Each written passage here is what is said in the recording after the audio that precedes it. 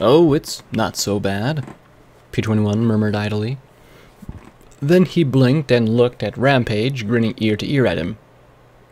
No! No, no! She pounced at him, kissing wildly, and he barely leapt onto the table and off the other side in time. Rampage made the whole table bounce as she dove beneath it and chased after him. He dove into his bags and dug out a magic grenade. Back! Back, I say! He waved it at her. Shouldn't we all be really alarmed by this? Glory asked with a concerned little frown. Boring, Scotch sang out. But the two fillies took cover under the table all the same. I swear to Celestia, if you try and kiss me, I will give you a second childhood! Or fifth, or whatever childhood you're on!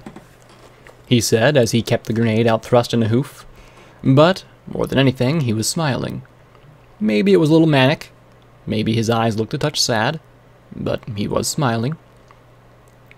Rampage rubbed her chin. Probably be worth it. She leaned towards him, kissing the air, and he pressed the grenade to her lips. Then the door opened and Lacuna walked in, her purple eyes widening at the mess on the table, the girls peeking out from under it, Glory and I cuddling, and Rampage kissing the green banded apple. She nearly glowed with power. Strike that, she was glowing with power. I heard the clicking going off on the pip bucks, on both Glory and Scotch's hooves. Am I interrupting? Her purple magic surrounded the grenade, plucked it from P21's hooves, and gently put it back into his saddlebags. Yes, and it's probably a good thing you are, I replied. She looked right at me and smiled, her voice speaking softly in my mind. I knew you would only need a little time and you'd be back. You never lose. I did this time. Look, I talked with Precious and Sanguine is in the tunnels to travel. Then I looked at the little dragon filly and smiled. But Precious here has been all over hippocampic research. So if you take a peek inside her noggin, we can teleport straight there. We might show up before he even has a chance to do anything bad. You want her to do what? Precious said as she jumped to her hooves. A plume of green flame flashed out of her mouth. Forget it! I don't want anybody poking around in my head. That's what the doctors did after I got in fights. Lacuna looked at me, and I felt a stab of irritation. Precious, we really need this. Don't care, the filly said. That's what the nurses did. Kept messing with my head to make me feel happy and better. Tried to make me think every pony was my friend. Well, they're not. And you're not either. Look! I smacked the table with my hoof. You were working with our enemy, but we took you in. I even shared some gems with you. All I'm asking is for enough memories of the place so that Lacuna can teleport us there. We don't care what happened to you 200 years ago. A strange silence filled the room, and I suddenly became aware that every pony was staring at me. Blackjack? Glory said in soft concern. It matters to her. A part of me wanted to scream. This was what we had to do to win. I knew that Sanguine was probably rigged with as many traps and perils as he could be in those tunnels.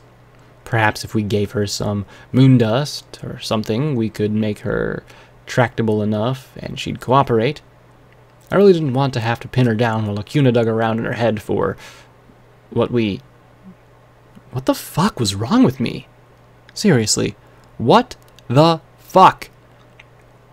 I had to close my eyes. Part of my brain contemplated pinning a filly down, or drugging her and forcing her to give up her memories. Traumatize her to get what I wanted. Was any wrong permissible as long as, in the end, I won? If that were true, then there wasn't even a difference between me and Deus or Sanguine now, was there? He'd taken filly hostages, killed Priest. Was all that okay simply because he wanted to win? Should I have taken Psycho-Shy hostage? Killed her just to beat him? But Sanguine had won, and I'd lost. It was like a splinter in my mind. I needed to win so badly. To make all those deaths matter. To make everything I had sacrificed matter. If I couldn't... Precious, I'm sorry I said that. I said softly. We want to stop Sanguine and get back what he took from me. I was hoping we could teleport straight there and be waiting for him. I shouldn't have tried to use you like that. The purple dragon hybrid glared at me hard. Clearly, I wasn't going to be on her friends list anytime soon. Precious, can you give us a memory that will put us close? Scotch Tape asked. Precious gave the concerned filly the same steely glare for a moment, then softened and dropped her gaze. I remember a park. I wouldn't mind remembering that place, she said softly as she looked up at the large alicorn. Can you just look at that one memory? I don't want people to see anything else. Lacuna gave a gracious nod, and together they trot outside. What was all that about? P21 asked me. I don't care. Since when do you not care? Rampage seemed equally shocked. Glory simply looked concerned. You cared about Psycho Shy for Luna's sake. How could you care about her and not what happened to Precious? I closed my eyes. I want to beat Sanguine. Pay him back for all the shit he's done. I needed to win. Didn't they understand that? Well, not much point in beating him if you turn into him, Rampage murmured as she trotted away back to her room. I better go get my armor. I can just tell it's going to be another shitty day in Hoofington. Blackjack. Priest wouldn't want you to hurt Precious just to get Sanguine. Please. Try and keep it together. P21 said as he returned to his room as well. Keep it together, he says. Wasn't he supposed to be the angry one? The one who wanted revenge? I shook my head. I didn't want to mess with foals and the like. I just wanted to win. Once Lacuna had the memory of the park, I'd introduced Precious to the Crusaders. The interview consisted of the questions, got any folks or any pony else you can stay with? After that, Charity suggested that Precious helped out cleaning up some of the mess from the fight. We didn't really need any more supplies yet, but I brought a Sparkle Cola anyway. Charity looked at me for a moment, rubbing her chin. 20%, I think. 20% discount? I grinned in response. I could have saved Charity ages ago. She smirked as she took a drink. Nah, 20% chapel reconstruction tax. 24 caps. Pay up. She said as she held out a hoof. Every single cap would be hers someday. Every single cap. A flash later, we were back on the north end of the hoof, in the middle of a rusted, smashed playground. I was glad there weren't a lot of pony skeletons lying around. I guessed every pony here had cleared out at the sirens. The park was little more than a dead square of trees and benches overlooked by a large billboard of Pinkie Pie. Come on, every pony, smile, smile, smile, read the caption beneath her huge, grinning head. Her eyes seemed to add, or else. Looking north, I could see the bow of the Celestia pointed out into the water. It was still smoldering. I had to wonder what was left of it days later. The Applejack was nowhere to be seen. Had it returned to Trottingham? The naval base still smoked as well. I borrowed P21's binoculars and looked more closely. Sure enough, there were scavengers picking through the remains of the base. Worse, I spotted two groups of those with black and green tower banners. Something I'd have to nip in the bud later. Looking west, I could see a thick tangle of dead, gnarled trees. Briars and brambles snaked between the hard, cracked branches. I didn't have an EFS. I wanted Glory and Scotch to have the advantages of the pip-buck offered, even ignoring the feedback from the wire another pip-buck into me. But I knew that, if I still had one, those woods would be one nasty mess of red bars. Something inside the forest let out a screech. I could make out, on the other side of the trees, the distant and intact roof of a single large building. It had a far more classical look than the rest of the hoof, with a celestial central peak that rose far above the tree line.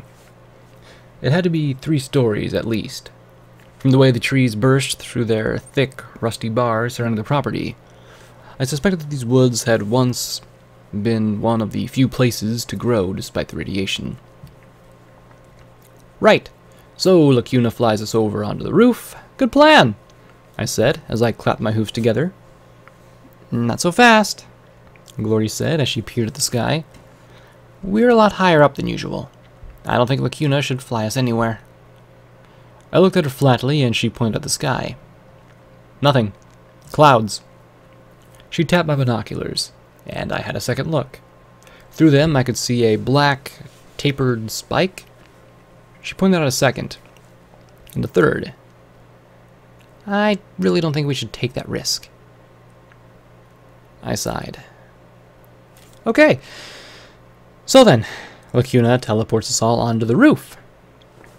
That is a possibility, Lacuna said, and I wanted to give a little cheer.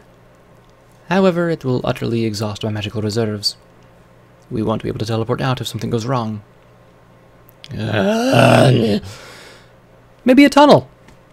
They all looked at me like I was crazy. We'd have to go underground anyway, but they were right. There wasn't anything good to be gained from going underground unless we absolutely had to. Okay, Scotch on my back, Rampage up front, P21 watch our backs, Lacuna on the left, and Glory on the right. Let's try and get through this without any pony dying. Yeah, that'd be a good thing, the Olive Filly said with a pleased smile. I looked up over my shoulder at her. Seriously, Scotch? I know you really want to come with us, and I know you want to show how tough you are, but I can still have Lacuna poof you back to Star House. She sat up. I solemnly swear that I will do everything in my power not to die. She crossed her chest with her hoof before dropping a serious look and smiling again. I sighed, muttering, Better not. You do, and you're grounded. After Dusty and Priest. I didn't want to think of anything happening to her. Don't worry. I'm tough, just like security, she said with a grin as she looked down at me. Now let's get going, she said brightly. Great. Now I was a role model. Glory checked to see P21 talking about something with Rampage before she looked at me with a smile. She wants to prove herself to him. You know that's why she's here, she said, keeping her voice down. Scotch pointedly ignored both of us after that. I know, Glory, I just don't want her ending up as a corpse in the process. One day I'd grow enough of a spine to tell her no, despite her big, tear-filled eyes. We found the front gate. The trees had bent and twisted the metal bars as they'd grown around them, and the road had been reduced to a single crumbling asphalt track. The large concrete slab stood beside it, a thick, thorny root splitting it right down the middle. Hippocampic research, bringing new discoveries effectively, efficiently, and ethically to you. At the bottom, MWT subsidiary. On a hunch, I stomped down the weeds and bramble at the base. There, letters in small stamped wording, was almost obliterated by the passage of time, were the words, OIA affiliate. Yeah, this place looked right up Golden Blood's alley.